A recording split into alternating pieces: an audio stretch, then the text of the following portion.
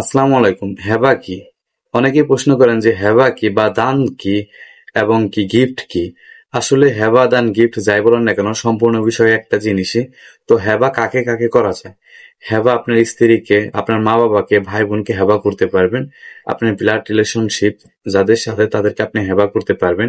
হেবা কতটুকু জমি করা যায়? অনেকে ভাবে যে হেবা 3 ভাগের 1 ভাগ করা যায় বা 2 ভাগের 1 ভাগ বা অর্ধেক বা টোটাল সম্পত্তি হেবা করা যায় কিনা।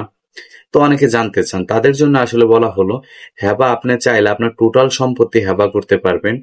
দান যেটাকে বলে থাকি, আপনি চাইলে আপনার টোটাল সম্পত্তি, আপনার অর্থ, ব্যাংক ব্যালেন্স সম্পূর্ণ কিছু হেবা করে দিতে পারেন। অবশ্যই হেবা আপনার টোটাল সম্পত্তি করতে পারবেন, আবারও বলছি। তো আপনি চাইলেই টোটাল সম্পত্তি করতে পারবেন। হেবা কাদেরকে দিতে পারবেন? মা বাবা, ভাই বোন, স্ত্রী, সন্তান, দাদা দাদি, এদেরকে আপনি হেবা করে দিতে পারবেন।